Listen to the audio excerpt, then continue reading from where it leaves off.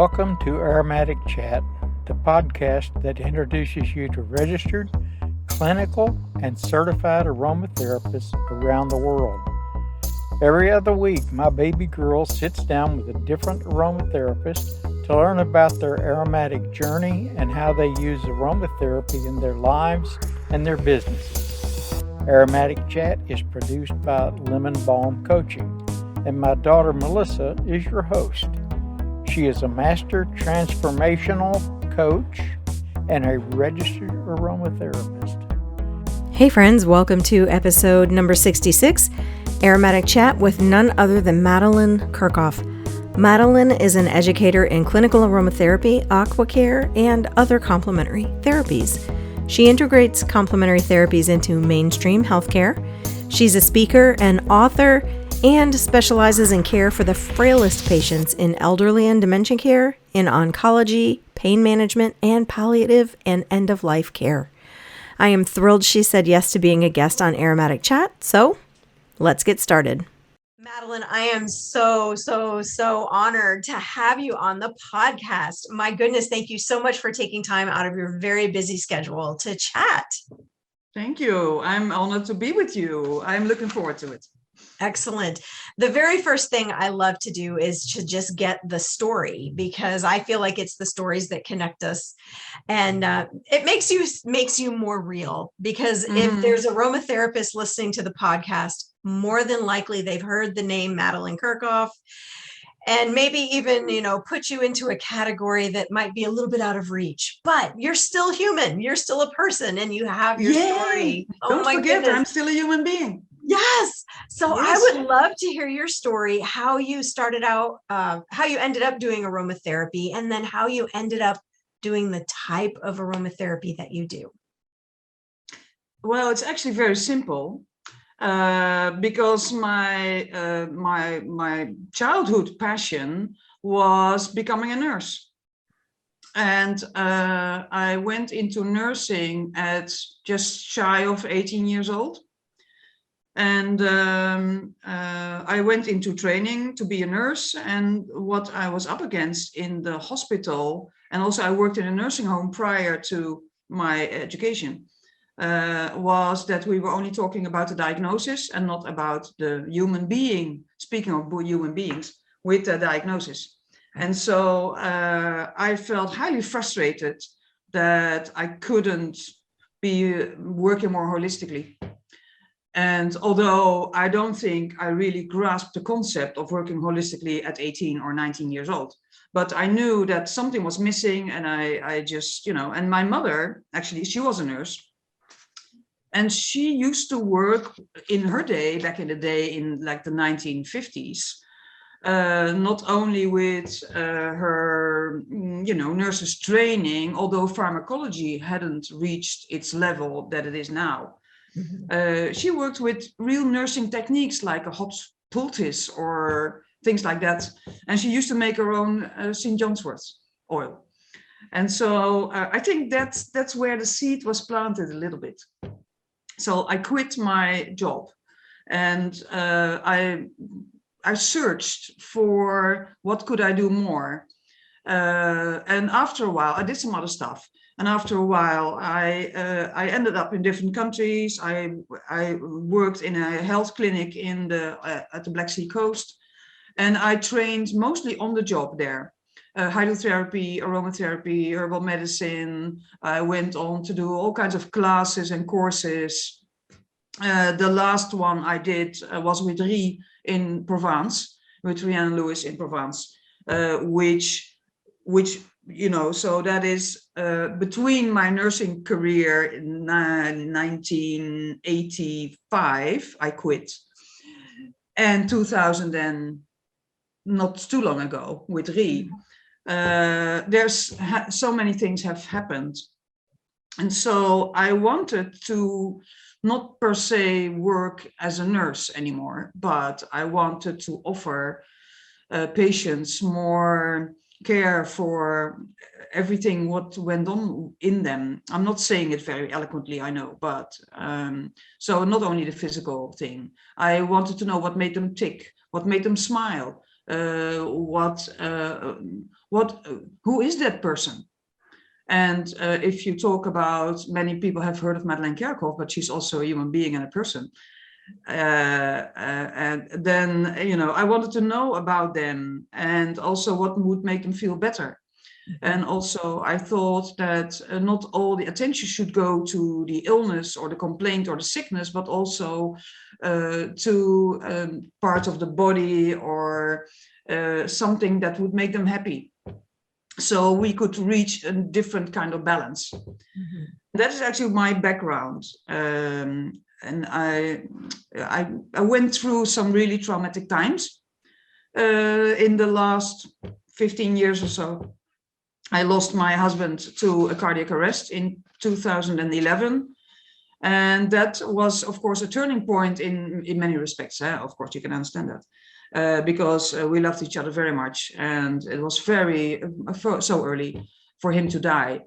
But it made me realize that although I needed to make a living, I wanted to really specialize myself even further in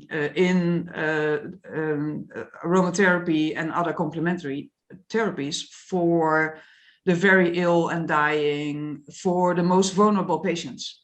Mm-hmm. And that was very scary because with Steve, also much of my security system died because he had a job with an income and I had a job with an income. But then if you miss half of it, that is really shocking. But instead of trying to grasp all the work I could get just to make ends meet, I decided not to do that and be scared, speaking of being a human being, and be really scared and specialize. And that really helped because I am now highly specialized in complementary therapies for the very ill and dying, people with dementia, people with chronic pain, all these kind of patients. And I've left nursing, but the nurse never left me. So my passion is to bring aromatherapy and complementary therapies to nurses to have really integrative medicine and integrative nursing. That's amazing. And I really want to make sure that everybody hears what you said. You did it scared. And you didn't just do it scared. You did it really scared. I was petrified. Because, if we have a goal and it doesn't scare us, it's probably not big enough. So your big goal was to get small and really specialize in that palliative care. And you wanted to get to know the person, not the patient. And I think that's exactly such a huge, huge thing that's missing in a lot of medical care. We speak about healthcare, but we don't. We do sick care only. Yes. Mm-hmm. So the healthcare system is sick. Yes. And we're not in touch with patients anymore. I'm not saying aromatherapists are not in touch with patients. They are, right. But many of our, of the standard healthcare system, they are not in touch with patients really. And so, and I cannot change the world, but I can change a little bit of my world, and I can help people change theirs. By doing education. So I do practice sometimes, but I must say I don't practice anymore since about 2008 because I then started much more to go into education. Mm-hmm. So I'm an educator more than a practitioner, but because I'm an educator and I write books and articles, I frequently get questions from patients. So I will do consultations. I also do consultations in hospices and in nursing homes. So I cannot change the world, but if I can make, if I can help people to look beyond the patient, then I think we will in future have a better healthcare system also. That's really amazing. I love that. So when we're talking about the education portion of what you do, is it nurses that you're educating or aromatherapists? It's both, but I do what we do at Kicozo. I have a team with 8 teachers. I'm the main teacher and the CEO, so to say. So I think 90% is healthcare professionals. They can be nurses, they can be nurses' aides, they can be all around the patient in the nursing home, hospice, hospital. Mm-hmm. And I also train aromatherapists into not to be an aromatherapist. I don't do aromatherapy training. So we don't have a school where we train people to become aromatherapists. We train aromatherapists to delve more deeply into their field of expertise. So we do how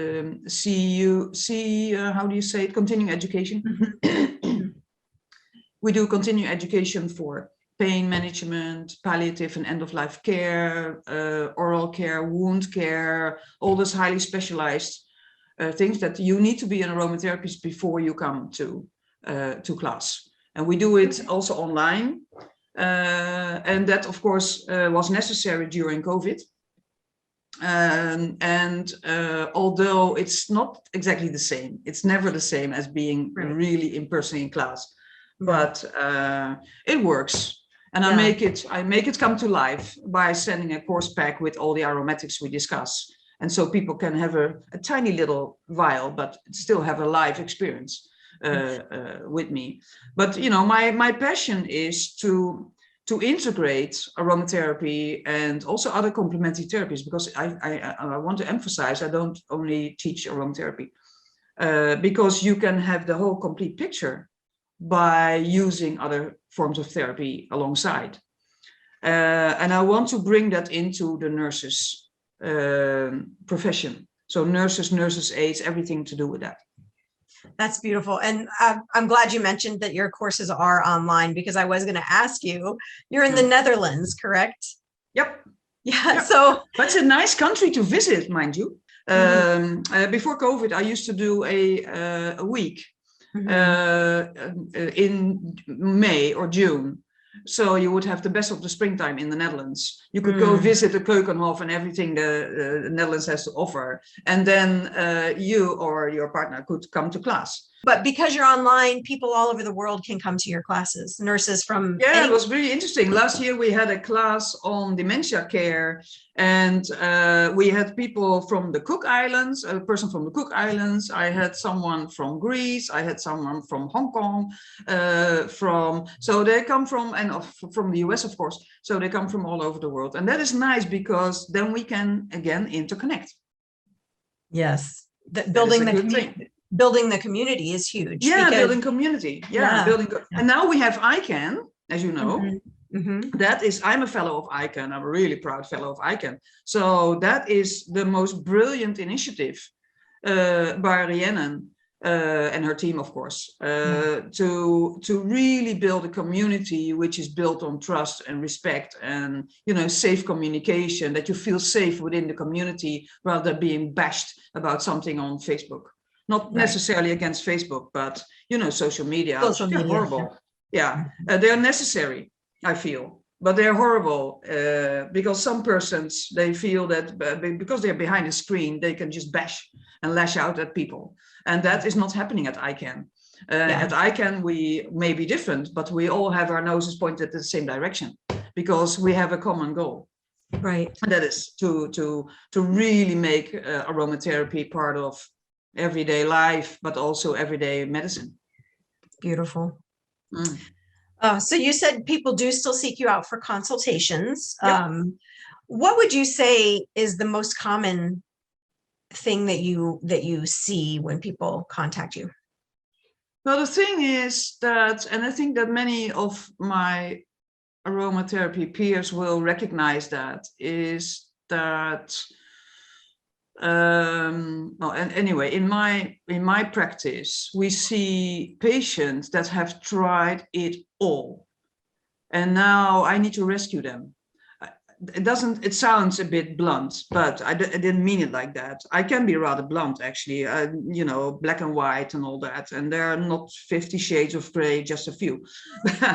But yeah, so but what the thing is that if they would seek, or if they would have access to complementary therapies alongside their standard treatment in the hospital or their GP or whoever, and this is my passion, this is what I get really worked up about, they would possibly not have to wait until they see me as a last resort. Yeah. And I think that many experienced aromatherapists will recognize that people will come with almost untreatable neuropathic pains. They have wounds that won't heal. And then they tried all the wound treatments there are, but then when that doesn't work, they go seek an alternative. And I don't do alternative medicine, mind you. I do complementary or integrative nursing. I do integrative nursing because I feel that we need to integrate it. But those are common questions. So wound care, difficult to treat pains, also after pains of shingles infections, all those really difficult things for which they have tried so many things and that hasn't worked. And the thing is also that they may be disappointed because I can only do so much. And I also tell them that I can only do so much and that there are other things they may look into. I may give them some tips to look further. Let's say that they have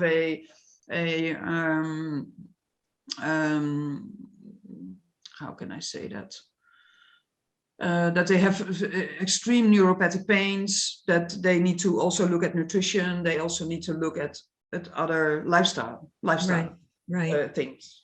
But yes, so, but I'm also proud often that I can help them. Yeah. People also come to me on their cancer journey. I'm an expert on cancer care, and I'm writing a book about that, which is maybe interesting for your listeners. And so nausea, so I will send them an inhaler, which can, go side by side with their normal medication against the nausea. And so I try to build bridges all the time. That's amazing. I think, and you kind of touched on something that I've been rolling around in my brain. I think we have our healthcare. When I say healthcare, I mean myself taking care of myself. I think we have our healthcare backwards, right? They're coming to you as a last resort. And I feel like aromatherapists and herbalists and people like that should be a first resort. Yeah. And then hard medicine if that doesn't alleviate the issue. Yes, ma'am. That's my opinion too. We've turned it around, back in the 1950s when your mom was a nurse, people took care of themselves and they only went to the doctor like they had a limb falling off and they needed to almost yes. Yeah. But we run to the doctor for everything now. Every little thing we run to the doctor for when we could be caring for ourselves better than we are. Right. And I feel like aromatherapists and herbalists and other complementary modalities should be a first stop. I think they should be. And because, and then we also create much less resistance for, like, let's say, bacteria against antibiotics. And we see the persons for who they are. Right. And what, because, also even in modern medicine, not everybody responds to medication in the same way, but we criticize aromatherapy because it doesn't work for everybody. And so that is really interesting how we see natural medicine and natural, and the way we can make the body respond to natural stimuli. I'm also an expert on AquaCare, which is nurses hydrotherapy. And so if you look at how just a warm foot soak may help you to get out of your head and to relax you, and it makes the body respond very naturally to a hot temperature or a warm temperature. And so I can give you numerous examples of, and then we don't even speak about herbs or aromatherapy. Also look at massage. I don't know how you pronounce it. But so this is very valuable, even without aromatherapy. We can do so much to really, make people feel that they are a human being, and also for self-reliance. I'm a big believer in self-reliance. So if I can give someone, to come back to aromatherapy, an inhaler for their nausea, and they are there in the hospital getting the treatment, and they can sniff at their inhaler when they feel their nausea coming, it's self-reliant. And so it is so much, there's so much more than just modern medicine, although I'm a big believer in modern medicine as a nurse, because where would we be without those antibiotics? Right. Where would we be without the technical possibilities? My current husband, as you may know, had a cardiac arrest in 2019, and I was able to do CPR on him, and now he has a pacemaker. Without that pacemaker, he wouldn't be alive today, Right. because he has a arrhythmia in his heart. And if we don't detect that, it could happen again, and I may not be there by his side. I would have never left him alone for 1 second. I wouldn't sleep at all for being afraid that. So where would we be without technology and pharmacology? It's just we all need to, also aromatherapists, I feel that everybody needs to know their limitations. Yes. And if we do that and look at each other and work together with respect, that is my long-term dream, that we all look at each other with respect and that we can work out, and also that we don't bash each other, because we need to stop bashing pharmacology and pharmaceutical industry. Yes. And they need to stop bashing, or people need to stop bashing us for, oh, it's not evidence-based. Okay. And we need to redefine what is evidence, I feel. Right. So, because I'm writing this new book now. Yeah. And I'm also involved in writing guidelines for really recognized Dutch websites, government websites on cancer care and palliative care. So I'm involved with that, and they respect my knowledge, yet they will still emphasize that the review that I make them read, or that I invite them to read on it, it says, well, there's no significance, so it's not valuable, or there's a lot of bias in these studies. And it's true, there's a lot of bias. So if you smell lavender and you have a nice memory of lavender, yes, it will relax you because it's connected. So you don't have that with Haldol or paracetamol. Right, right.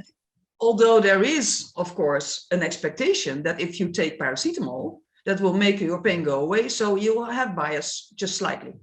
So we just need to redefine what is the most valuable research we can have to have aromatherapy, to perform aromatherapy. It's possibly not the correct way to say it, but safely and effectively for the individual, rather than a whole group of patients. Right. Have all these randomized controlled trials, which are valuable. But I think we should redefine how randomized and controlled it needs to be, and what bias, how bad it is to have some bias. Right. So are you familiar with the work that Marnie Reven is doing? Oh, yeah. We are in touch with each other. Also because I'm now working on a study in a large cancer hospital in the Netherlands. Amazing. Where we will study 3 essential oils for the recovery room.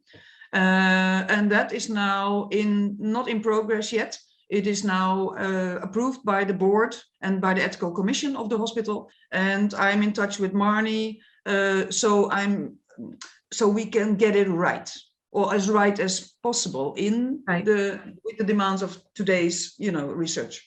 Yeah. And yes, and I heard her at the which conference? The Botanica conference, of course. I have found that aromatherapists are some of the most interesting and versatile people that I know. And I'm curious, what are some of your other passions? We already know that nursing is a passion and sharing these integrative therapies is a passion, but what are some of your other passions? Work related? Anything. Well, but what people don't know about me, that may be nice for you. What people don't know about me is I do cross stitch. Yeah, didn't you know, right? I do cross stitch, and I love doing cross stitch in my spare time. But the thing is, no spare time. So the only time I have, and that is of course now before and after COVID, was on flights. And so when I go on a flight, I will take my cross stitch embroidery with me, and I'll do some stitching. But then, of course, I haven't done that for like 2 years or so. What's the last project you worked on? What's the last cross stitch project you worked on? I have worked, that is actually quite moving, but the last work I finished was a sampler. It's a really big sampler, I think 90 centimeters high and 50 wide. And that is a long time ago, because it was for my now late husband for his 55th birthday. And I depicted in just tones of blue, I depicted symbols of his life, his Land Rover and the logo of the company he worked for, and our marriage date. And we had, back then we had some ducks in the pond, and we had this big garden, and we still have that, a charity which caters for small initiatives in palliative care. And so all those logos and words were on that sampler.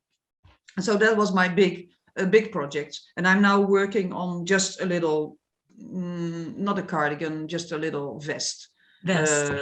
Yeah. And so, but that is a really long-term project. I understand. I have several long-term quilting projects in the works. Oh yeah, quilting is nice also. I've never done that, but yeah.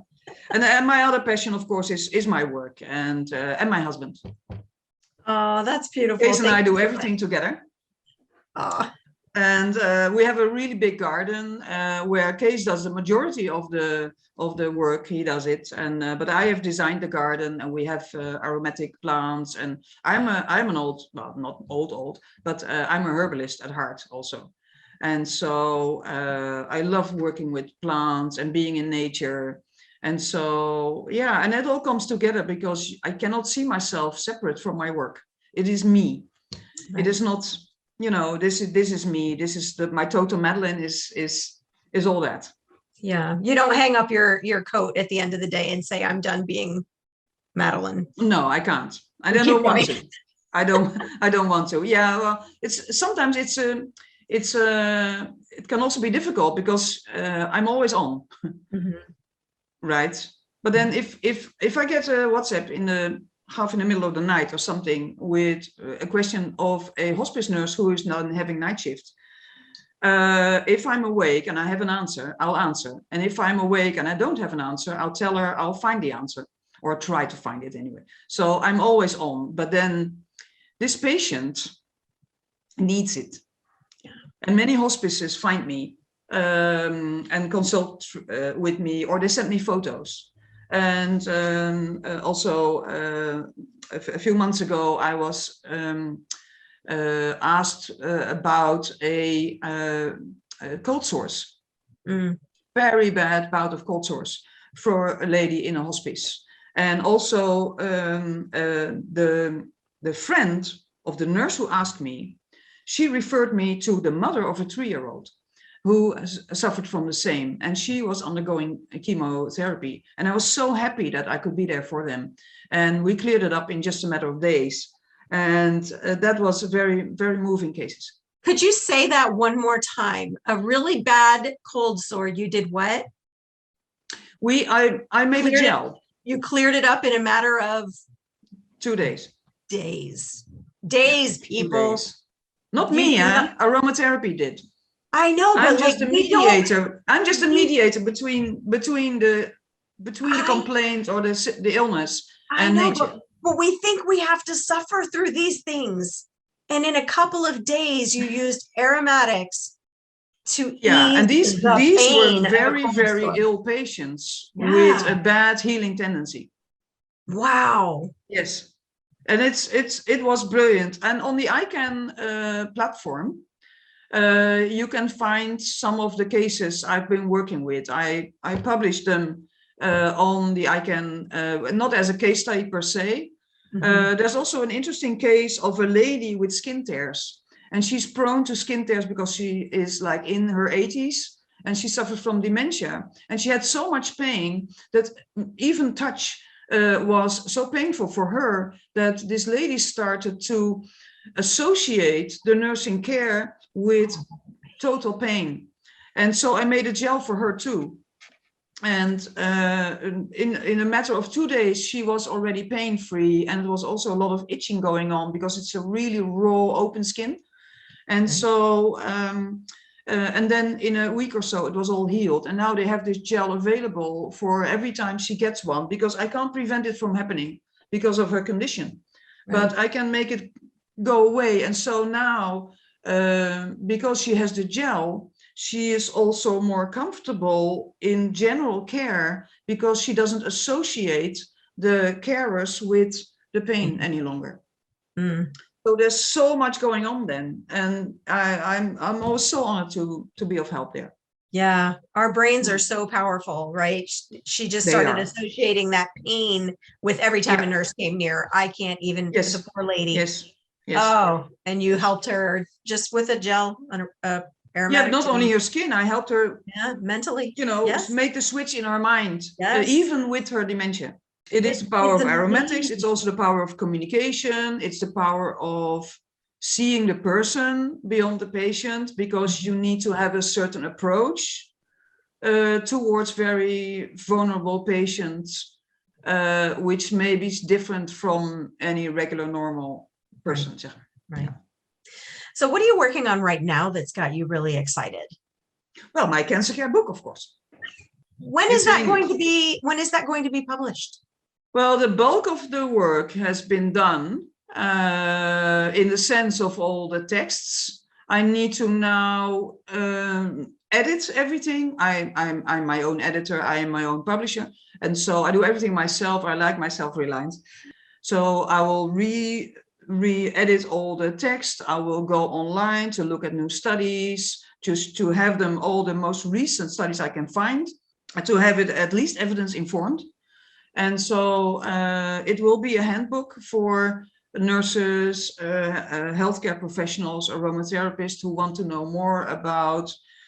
It will be in the sense of skin and wound care, oral care, nausea, anxiety, depression, a little bit also on the last stages of life. But I have already published a book on complementary therapies in end-of-life care. And so I will refer to that, but I will still have some attention and new studies on the value of aromatherapy in palliative care. Oh, that's so amazing. I'm really excited about that. I can't wait to get started on making this, on finalizing it all. And then I hope to possibly present it at a new conference we are going to go to in May. That's amazing, Madeleine. Thank you so much for all of the work that you're doing behind the scenes to bring all of this knowledge to not just aromatherapists, but anybody who's interested in learning about these complementary. I think that's complementary it's the key therapies. To integrative medicine and integrative nursing, and to build bridges between complementary therapies and standard care, is to write books and articles and show ourselves. And also show that we are taking our profession seriously. Although you shouldn't take everything seriously. You can also do aromatherapy for the fun of it and for the relaxation. That's so valuable. But when we want to be recognized by our fellow healthcare professionals in other fields of expertise or in pharmacology, we need to have our we need to step up. Yeah. Really. And we need to not necessarily study ourselves, but to at least to know where to find it. Right. And to recognize also that we cannot heal everything, and that there is a lot of safety issues we need to be aware of and, take into account. And so that is my passion. How can people find you? So you have your books that you're self-publishing, all of the education. It's all on the website. Okay. And what is the website? It's kicozo.info. And also you can find me on social media. I'm not on TikTok or anything like that. I'm on old-fashioned Facebook and LinkedIn. LinkedIn, I increased my activity on LinkedIn because it's a professional, more professional network. And of course on ICANN. Any aromatherapist that is on ICANN can find me there. And tell us about the name Kicozo. Well, Kicozo stands, well, it's a Dutch abbreviation for Knowledge Institute for Integrative and Complementary Nursing Care. And that is really who I am. I am a nurse, aromatherapist, educator. My goals for the long term are to have this global education going with Kicozo. And the last few years that hasn't materialized much, but we want to work together with other schools in the sense that Kicozo can expand. And I'm not saying that for financial reasons, but can expand her knowledge and make everybody aware of what we do and that we can integrate complementary therapies in hospital and everywhere in the healthcare system. Yeah. Awesome.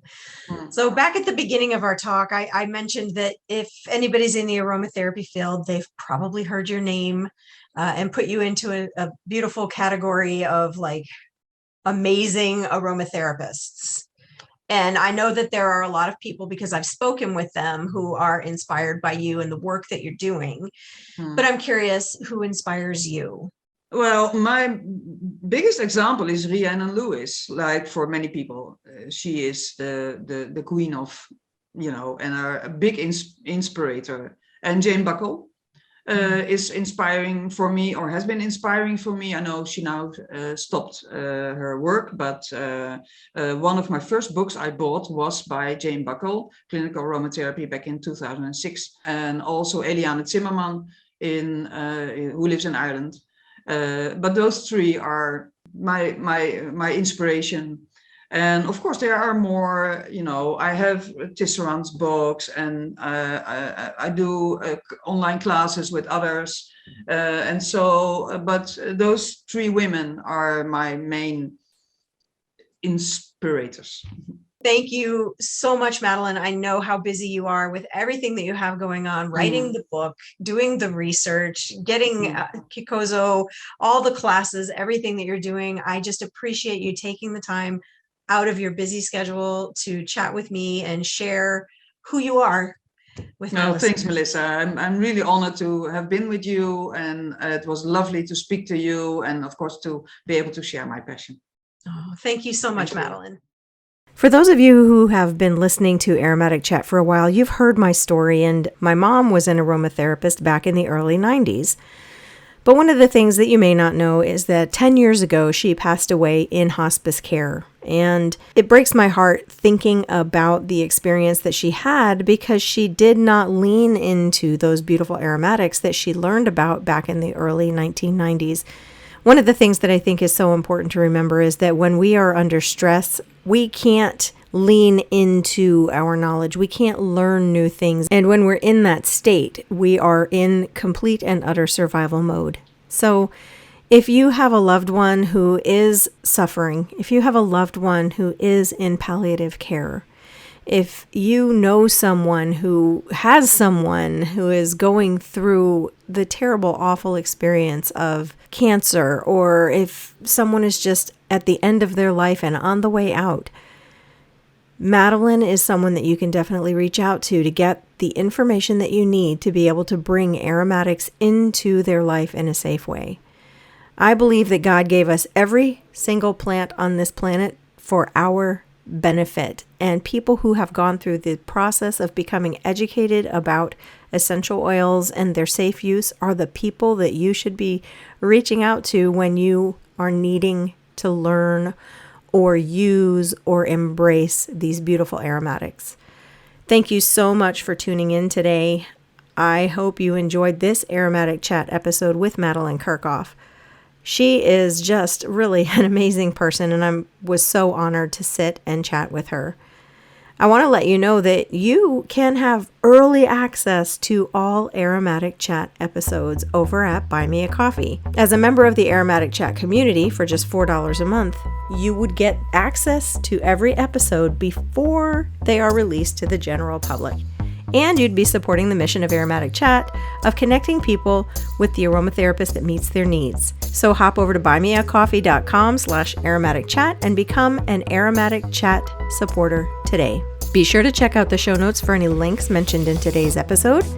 Aromatic Chat is produced by Lemon Balm Coaching. You can connect with me, your Master Transformational Life Coach and registered aromatherapist, on the web at lemonbalmcoaching.com. I would be so honored if you would leave the show a review. Reviews make it possible for others to find Aromatic Chat and have the possibility of learning about these beautiful aromatics and connecting with the aromatherapist that meets their needs. You can leave reviews on Apple Podcast, Podchaser, or even at buymeacoffee.com/aromaticchat. I will see you next time with our next episode. Until then, peace, love, and aromatics.